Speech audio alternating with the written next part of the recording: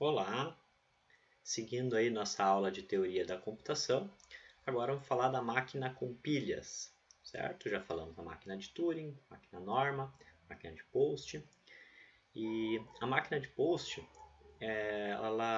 tratamos dela justamente a característica de trabalhar com uma fila, certo? Então, olha só, a gente está vendo as estruturas de dados que a gente vê lá na disciplina de estrutura de dados, né? Filas, pilhas, certo? Acredito que tenha sido visto meio junto isso quando foi feita essa disciplina, tá? De fato, a máquina com pilhas agora, a gente vai ter uma memória de entrada e uma memória de trabalho e de saída separadas. Isso que é uma atribuição nova, importante da máquina com pilhas. É a primeira vez que a gente tem essa separação, né? Uma vez que na máquina de Turing, na máquina de Post, a gente tinha tudo junto na fita, ou então na fila, né? Misturado.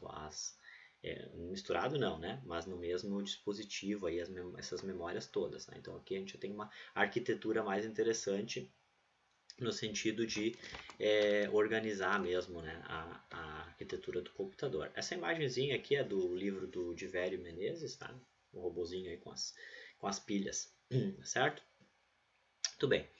A primeira consideração a fazer em relação ao poder computacional dependendo do número de pilhas. Tá? Se eu pegar esse modelo de máquina sem, na verdade, usar ainda pilhas, né, eu vou ter um poder computacional restrito, onde eu não tenho uma memória de trabalho, então eu não vou conseguir fazer muitas coisas. Certo? Aí ela é poder computacional muito inferior à máquina de Turing.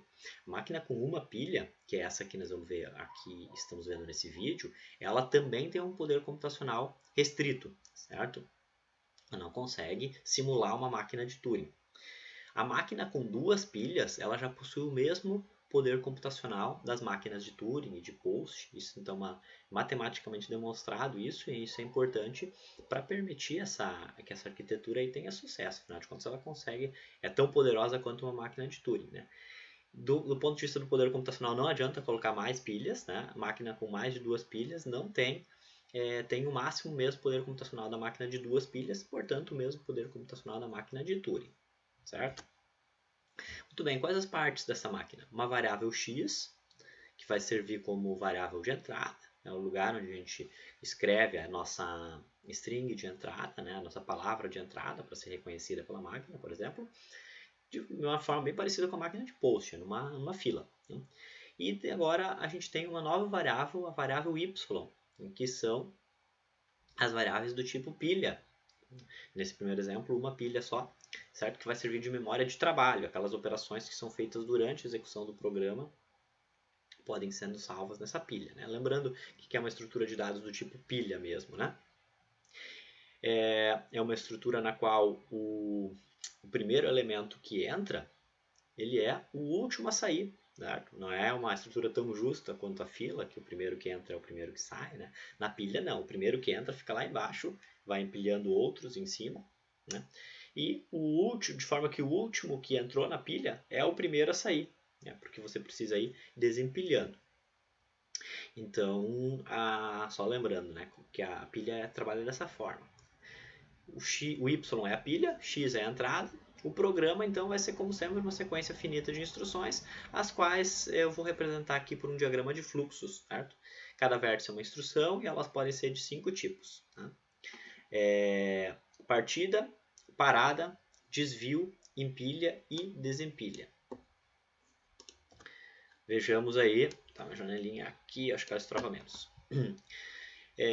Como sempre como sempre não, né? Agora a máquina é definida como sendo uma estrutura de dois elementos, certo? O sigma, como sempre, é o alfabeto de símbolos de entrada, e o D agora é o nosso diagrama de fluxos, ou programa, onde eu vou ter os componentes e os elementos partida, parada, desvio, empilha e desempilha. A partida, bem como a máquina de post, né, vai ser sempre uma só, sinalizada dessa forma. A parada, ela pode ser várias paradas no meu programa, né, todas com operações de ou aceita ou rejeita, certo? E posso ter várias delas acontecendo durante o programa, então. O desvio ou teste, e a opção de desempilhar é a instrução mais importante da máquina com pilhas. Ela vai ser mostrada dessa forma aqui, ó. X recebe ler X, quando eu for ler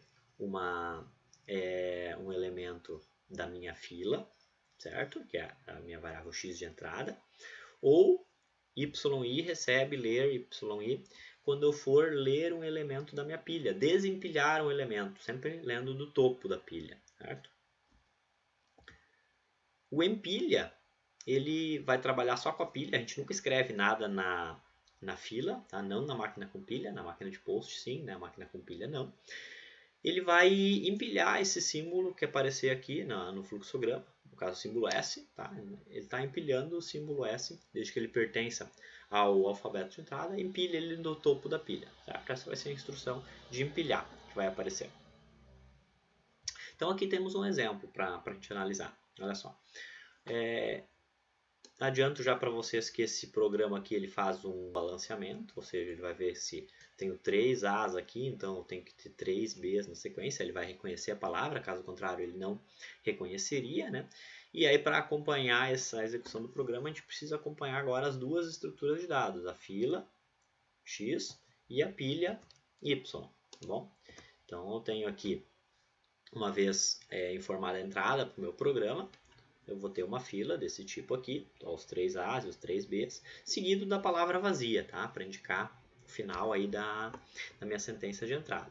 E a pilha, certo? Minha pilha, minha variável y, que começa inicialmente lá na base dela, né? Aqui embaixo, a pilha vai crescer para cima, certo?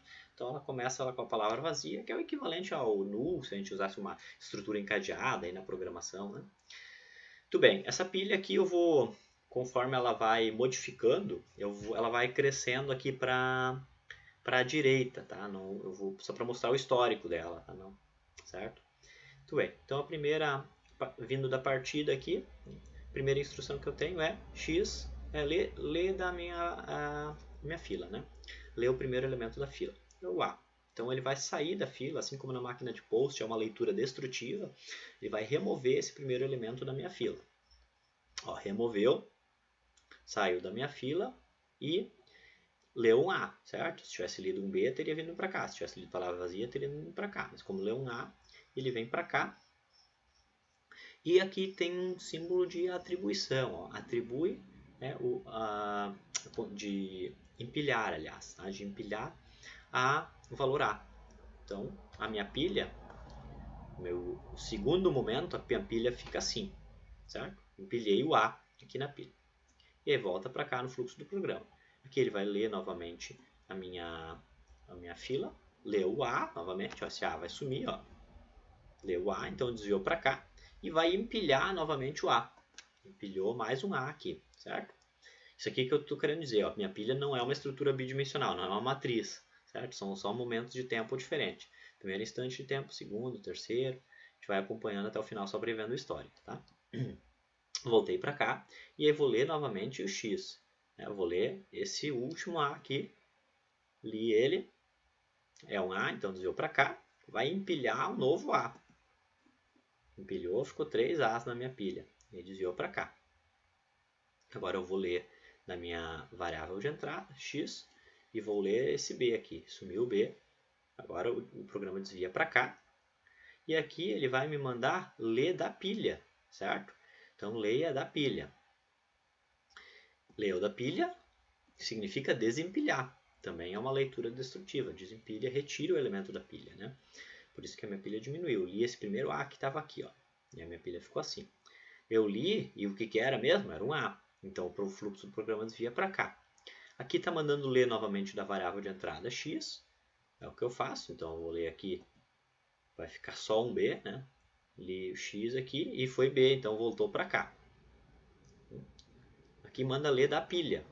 Ler da pilha. Novamente. Desempilhou mais um A. Certo? Veio para cá. Que eu li o A. Agora lê novamente da fila. Vou ler esse B, ficou só a palavra vazia, lê o B, desvia para cá e manda novamente desempilhar do Y. Vai desempilhar o último A lá, certo? E volta para cá o fluxo do programa. Muito bem. Aqui eu vou ler minha fila, né, de entrada, X, e estou lendo, o único símbolo que eu tenho para ler é a palavra vazia. Então, lê a palavra vazia, desvia para cá, certo? Então, aqui, ó, remova a palavra vazia também, desvia para cá, e vai para uma instrução de ler a pilha, certo? Se tivesse A ou B na pilha ainda, ele iria rejeitar, que não estaria triplamente balanceado, como não é, e ele vai ler de fato a palavra vazia, então ele vai para o aceita, certo? Então ele aceitou a minha palavra de entrada, dado esse exemplo de entrada que já víamos de cara que deveria realmente aceitar, tá certo? Então agora a gente precisa só observar duas variáveis, né? O x, como sendo a minha fila, a minha entrada, que eu vou lendo até o final, e o y, né? Vamos fazer, exercitar aí mentalmente outras opções de palavras que teriam sido rejeitadas ou aceitas, né? Nessa modalidade aí, certo? Máquina com pilhas, trabalhando com uma pilha só, é essa a ideia, tá bom? Até mais!